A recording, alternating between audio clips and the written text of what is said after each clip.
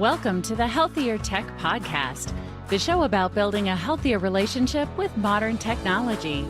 Now here are your hosts, R. Blank and Stephanie Warner.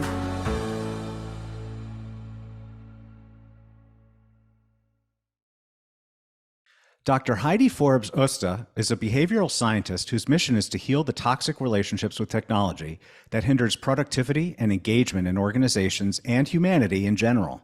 Her best-selling Digital Self-Mastery series explores the human relationship with technology and the shifts we need to make to evolve and thrive with it. Dr. Forbes Öste is also the executive producer and host of the Evolving Digital Self and Global Nomad Hacks podcasts. Let's welcome Dr. Heidi to the show. Hi, Heidi. Hi, thank you so much for inviting me. Oh, no, this is going to be great. Your subject matter expertise is totally in line with what we love covering here, so I'm really looking forward to this conversation. Yeah, me too. To start us off, you have over 30 years of experience working with people and organizations, helping them understand how to use social tech to connect themselves and the people within their organizations. Even today with tech surrounding us everywhere, that's still a pretty unique specialization. Can you tell us what inspired you to take on this line of work? I would say it's really all about people for me. I was one of those strange people that loved technology, but was also very much a humanist, and I love people. For me, technology was a way to connect with people rather than a way from disconnecting to people. And so it just sort of evolved. It wasn't necessarily, I have to say, it wasn't really an intentional thing that happened, but I just sort of fell into it. And because I had an aptitude for technology, I kept on having great opportunities to combine those two pieces. So before we get it, because I want to, you introduced a bunch of topics there, and I want to get into those. But before we do, I understand that you had once had a formative experience involving a ferry. So I was hoping you could talk about what that was and why it made such an impression on you.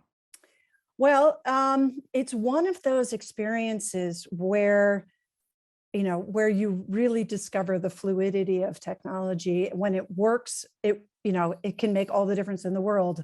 And we've all had that experience, like technology is great when it works, right? And the ferry experience was really one of those things where I was running late and disorganized, and I went running down to the ferry, barely, almost missed it. It was the middle of a fog, and sort of almost having a panic attack about halfway across the channel, all of a sudden realizing that I'd left my phone behind. And, and I was heading off on like a big trip. And basically nowadays, and this was, 4 or 5 years ago, you don't realize just how much you are reliant on your phone which is no longer just a phone. That's everything else. It's your plane tickets, it's your schedules, all the people that you're meeting, everything is all in this one device. And I had an Apple Watch that reacted to my reaction because it recognized that my heart rate was going up, and basically said, it sort of cued me to breathe. And in that moment of taking a breath, I realized that I could once I got to the other side, I could use my laptop to ping my phone and to reach out through iMessage to the rest of the people on the other end to get my phone to bring it back to me. But without having that moment of breathing and clarity, I would have just continued to spiral. And it was just, when everything communicates well, all of a sudden things are a lot easier. And it was but it wasn't until that physiological response triggered the watch to tell me, hold on for a second. Just breathe. So your relationship with tech was both the cause and the solution to your physiological stress response. Absolutely. Absolutely. So I do like that story. So you're a managing partner at To Balance You. Yes. What is that organization? Well, that's also been an evolution over the years. In its current iteration, I would say, my husband and I have teamed up together. This was partially a life change option where we both said, wait a minute, we're going in two different directions. How about we combine forces and do more work together. Now he works more in the food tech space, and then I work more in digital well-being. But what we both do a lot of is advising companies. We work with 2 different venture funds, both as advisors and for scouting for new companies that are doing exciting things in the space. Him for more for food tech and me for digital well-being. But it just gave us an opportunity to really combine forces and work collaboratively and basically have a bigger impact.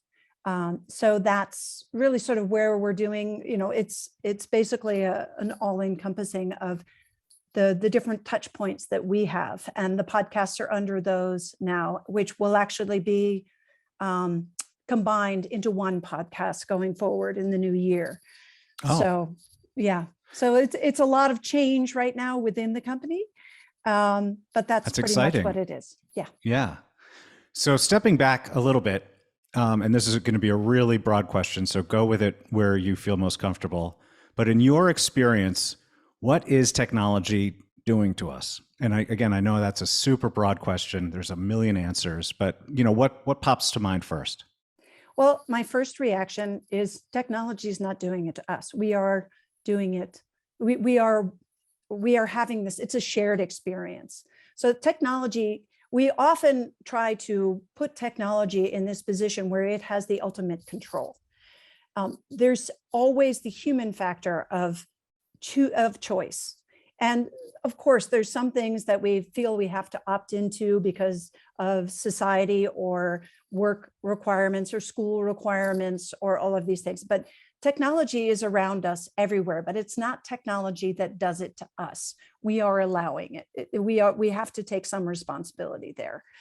But I do think it is becoming much more immersed into our lives by choice. And some of the things we don't take our own accountability with, and I think it's very easy to fall into that victim role of, it's, for example, the phone, okay? What we call a phone, which is really not a phone. I mean, how many times do you actually use it to make a phone call? And for most people, their role in their work and their lives, they don't make phone calls anymore. They FaceTime or they text or they use WhatsApp or whatever it is, but that's not, do you even really need a cellular connection? You need a SIM card. But we're often we're putting ourselves in this role where we think, well, my phone is controlling my life. Well, or my phone is causing problems for me. And it's like, well, that device that you are carrying around, you basically, you can put it down. You can turn it off. You can choose the hours that you use it, but we often don't. Yeah. So, I mean, one reason, and this is a topic we've explored in other episodes, but one reason we don't is, well, I think you're entirely right. We don't realize that we have this power in the way that you're expressing it. But another is that these devices, and particularly the experiences that are designed to run on these devices, are intentionally designed to be addictive, right? So when you're saying we're making this conscious choice or unconscious choice, and we're really the ones in control, what is the role that these addictive designs play in that cycle? Well, let's be clear. There's behavioral science that's being manipulated by engineers who are designing the software. This is still a human factor. It's not the technology itself that's causing the problem. It's and this is where my work with digital well-being initially, where I wanted to get more into policy, because you have this whole piece of you're allowing engineers to use manipulative behavioral science to modify whatever tools that they're creating so that they are harder to make those choices.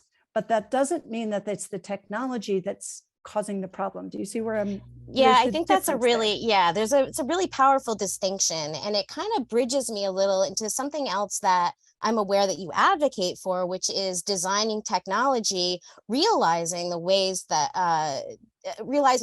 we as humans relate to the technology. And what really does that mean for you?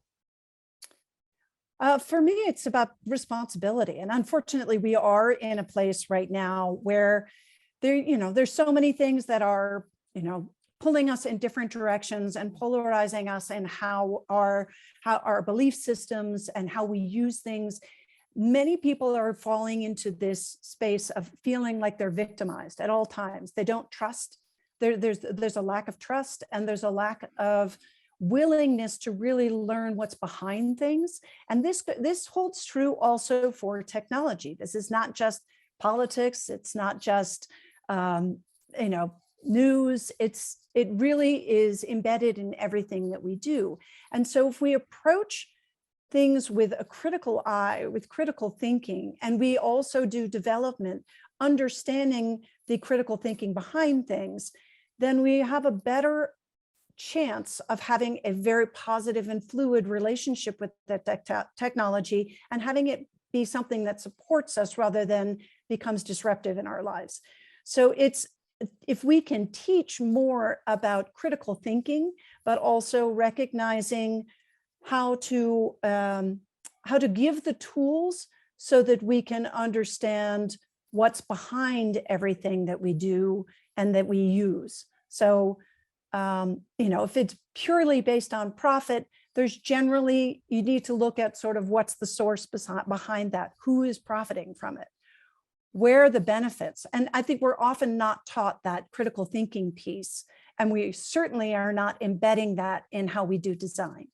Yeah, that's really interesting, and it makes me think. So there's on the business side. So we have, as business people, have a responsibility to be thinking about the human side, what we're doing, what we're creating, and then on the user side, it feels like you're advocating for like building this awareness to how we interact and how we feel and how we use our technology. And I think I've actually heard you in one of the previous interviews I was listening to. You were talking about building awareness of your physiological response to technology. I feel like maybe this is a good place to kind of talk about what that is and how we as users can, become more aware of how we're using our tech and whether it's good for us and create that balance. Well, absolutely. I mean, one thing I talked a lot about and did a bunch of research on while I was doing my dissertation years ago, was just some of the simple things like technic, for example, which is chiropractors love technic because they make a lot of money on technic. Most of the younger generation, and I would have to say also, pretty much everybody nowadays, because particularly after COVID, where people, we're having to consume everything and to communicate through devices. We put too much strain on our posture has changed, and we put too much strain on the back of our neck. And, that's why I'm excited about things like, the potential for the new versions of augmented reality glasses and things like this, where you're no longer consuming your data or your information through a device that you have to tilt your head down for. All of a sudden it becomes right in front of your face and you're looking at the world again. There's a lot of progression that I think the last 15 years, we've really been immersed in this stage of baby tech that is, it's not very healthy for us, because it's, we haven't figured out what is sort of that optimal amount of electromagnetic frequencies, the minimal amount that we can emit in order to get the functionality, but that is not damaging to the physiological body. The things like that are, we're just throwing, it's the engineers that are developing things that are lots of really great, cool technologies, but we haven't really figured out, we don't have the long-term studies to figure out just how they are physiologically impacting a whole generation of users. And with the newer tech that's coming out, we're starting to have the opportunity to have contact with these devices or with this data and with this information without having to have the tech neck, without having to, manipulate your thumbs so that you get cramps in your hands. We're in this sort of it doesn't seem like it, but I think we're still in that infancy stage where we're trying to figure out what is that optimal blend. And it's different for every human. So there's that challenge of how do you fit it for that in between, the greatest need with the least impact. But based on my knowledge of EMF science, there's effectively no safe dose of the human-made forms of EMF radiation, and so that question about where value is actually created versus where the risk is, I think, is even more important, because it's effectively every exposure that provides additional or creates additional risk. And so you really need to focus on where the value is being created and ways of minimizing your use and minimizing the damage that can result. So, but I'll get off my soapbox to return the interview to you.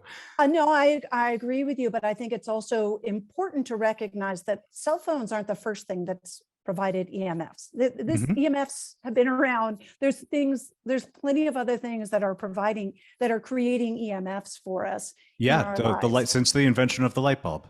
Exactly. So yes, I think it's only that it's become mainstream conversation. And so it's very easy to sort of say, well, it's your cell phone that's causing the EMFs. If you fix that, everything else will be fine. Well, they do tend to be a really huge source for people's exposures, but the way that they are designed and the way that they're carried and used.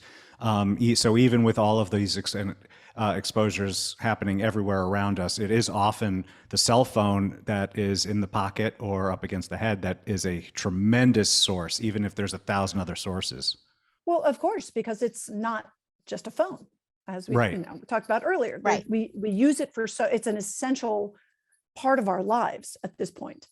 And so I think it's important to recognize the things that you can do to at least minimize the effects. I've been recently speaking with a lot of other women that are in my age group, and everybody's having hip problems. Now, hip problems are not unusual for women in their 50s, the bone density issues and things like that. But what's interesting is that, and this is, not based on an actual study. I have anecdotal, understood. This is anecdotal. But what I have found is that a lot of women who carry their cell phone in one pocket tend to have more issues on that hip. And so it's sort of anecdotal. I've been asking around, like, do you carry your cell phone in your pocket? And, it's like, why are you limping? I don't know if it's necessarily that's the cause, but it certainly doesn't help. That was sort of my conclusion. And so I try to, not carry it in my pocket. I also try to, my phone is off most of the time, which is very annoying for people. They're like, wait a minute, you're a technology person. Why is I find that's helpful for mental health, not just EMF exposure health. Exactly. Or if I have it, I keep it in a bag. I try not to carry it on my person. Transitioning to a slightly, related but slightly different topic, I was reading about, and I'm probably going to say this wrong, but Valhalla D'Oc? Yes. Can you correct me? It's Valhalla D'Oc. And you probably wouldn't know that, only because it should have two C's. It's Occitan, which is the area in France that it is. Okay. So this is an executive retreat facility, and it is, and I'll obviously let you describe it, but it's very tightly related to issues surrounding the relationship of technology given the remote work environment, which is obviously increasingly relevant in the past 2-3 years. So I was hoping you could talk a little bit about this and what you do and what you've learned so far. Well, to be totally transparent, COVID was not very helpful in developing Valhalla D'Oc. We had about 2 years where the construction was paused. So we're still developing the center. It is, the intention with the way that we are setting it up is we're trying to create an environment where we can really test basically creating spaces that are offline as well as highly connected spaces, so that we can utilize it for everything from podcasts to filming to doing things like that. But you have them in a mixed environment. So that also means you need to have, we've embedded sort of kill switches within the entire facility, so that at night, for example, we turn all of the internet connections off, and you can choose to toggle them within your room if you want to, watch a movie or something like that from your iPad.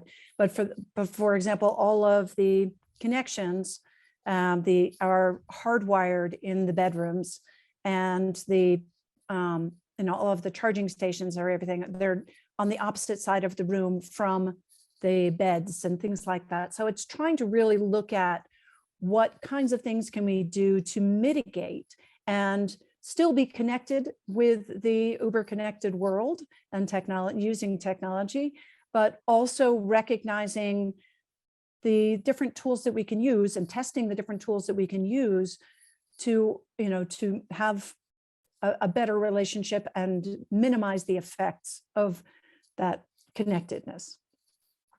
And what was the driving, and that, by the way, that sounds amazing. I hope that I get to, I'd always like a good excuse to visit France, but I hope that I get to see it some. But what was because you do so much in this area, what was the driving force behind creating an institution like this in particular? Well, to be honest, it really came down to the start for me was I spoke at CES 4 years in a row, and every year I went to, this is the Consumer Electronics Show in Vegas, right? And it takes over the entire city, which is very exciting. And, always loved going because I could test all the new technology and speak with people about what they were developing. Every time I went there, I would get, my whole body would seize up.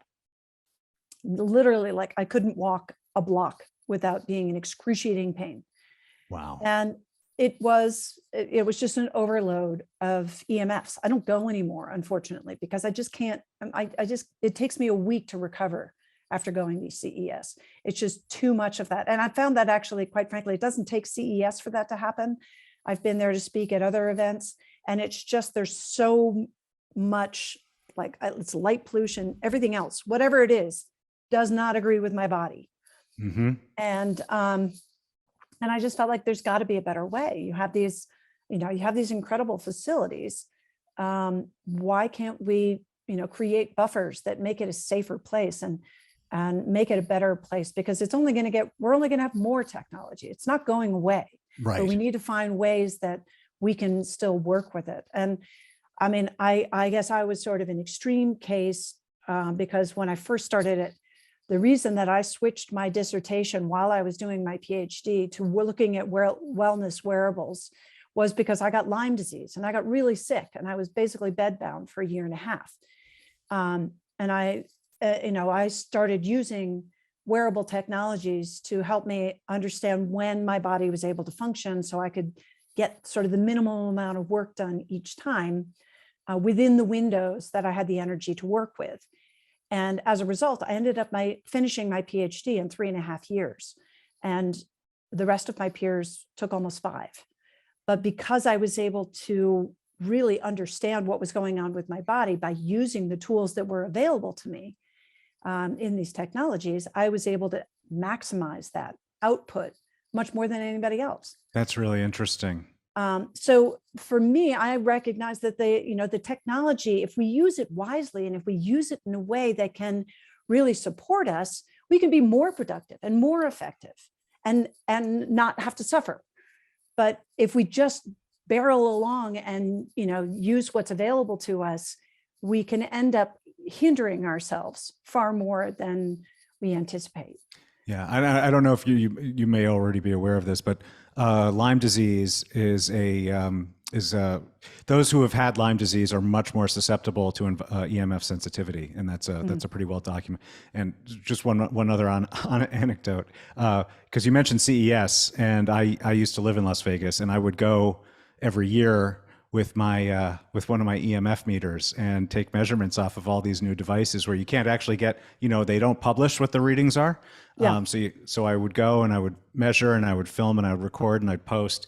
And it was pretty enlightening. Like I remember, there were certain things where you'd think they might be really significant and there were much less. And then there was one, like there was this, some kind of beauty mirror with like a screen display built in, and the levels were just off the charts. And, you know, everyone's looking at me measuring this stuff, and I look like a real weirdo, I'm sure. But it, you know, it's not a topic that's very welcome in that environment.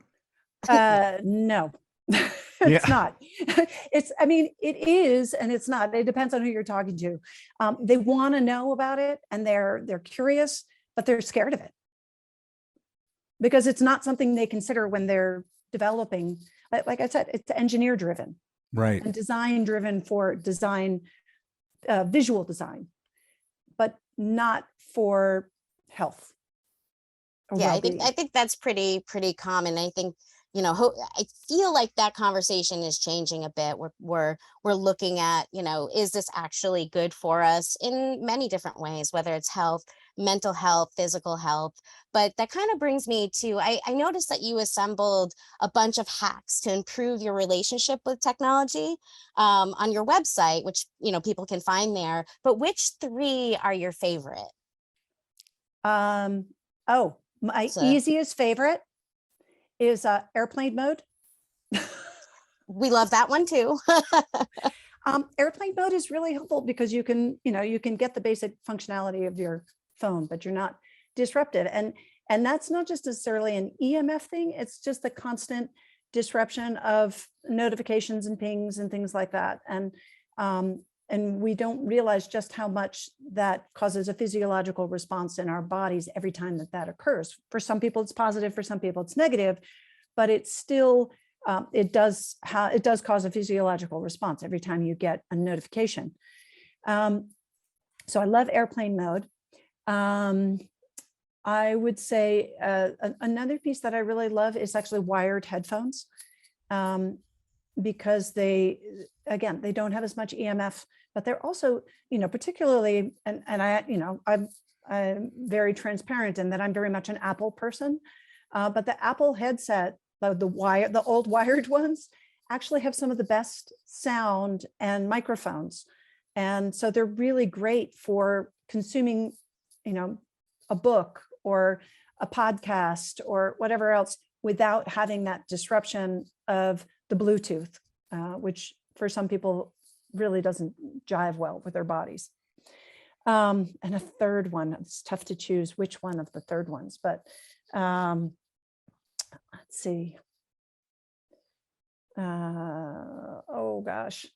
We didn't mean to put you on the spot. I know. Well, there's just so many good ones. And I'm trying to pick ones that are relevant to everybody because, you know, my big sort of thesis is really just every person is so individual on how on their relationship with technology. So it's not, people ask me all the time, what's the best wearable device, or what's the best tool? What's the best phone, or the best this, whatever. And there is no best for everyone.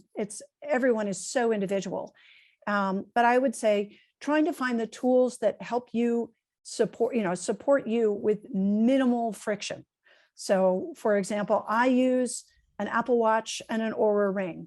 And although the Oura Ring also does the heart rate monitoring and the watch does sleeping, I prefer to sleep with an Oura Ring because I don't think about something on my wrist. And just that disruption alone and the potential that I'll twist my wrist and it'll get light on my face is enough for me to have a little bit of friction. So it's better for me to wear the ring, and then my watch I use all day long, and I let my ring charge because it actually it's not as comfortable on my hand. So then I have, you know, the friction during the day it impacts my grip.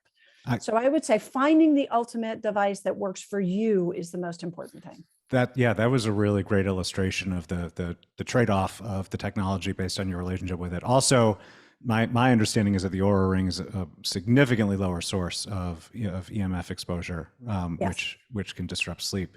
In addition to the light from the face, but I really liked that. So thank you. How can our listeners learn more about you and Digital Self Mastery Series, and where would you like them to go to connect with you?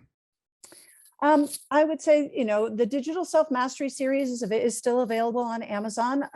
Disclaimer, the last book came out pre-COVID, but it's about the human relationship with technology. So the stories may not be the most up-to-date, but the relationship is still the same, and the tips that are in there are still the same, can apply to, because it's really looking at which personality type you have and how you relate to technology, and the tools that you can use for improving that relationship. I'm working on a book right now, which is more of a multimedia experience, which hopefully will come out next spring. Making no promises, because it depends on how long it's going to take for production. But hopefully that will give you a better understanding of potential ways to consume information. It's not a business book, and it's not a behavioral science book. It's actually a story, but it's going to be integrated into using the tools of how you can really consume stories and information and learn about history in an easier way. I love that. So hopefully we can have you back on when that's out, and we can talk about that. Would love to. So Dr. Heidi, thank you so much for taking the time to join us on the Healthier Tech podcast. This was a really insightful discussion. We loved learning about your background and your work, but more than that, I think the perspective that you bring to this topic, it was really educational for me. Well, thank you very much. I've enjoyed our conversation. Absolutely. It was great. Thank you so much. My pleasure. Thank you so much for listening to this episode of the Healthier Tech podcast. Remember to check the show notes for all the links and resources mentioned in the show. Please like and subscribe to the Healthier Tech podcast on Apple, Spotify, or your podcast platform of choice. Get your free quick start guide to building a healthier relationship with technology and our latest information at healthiertech.co.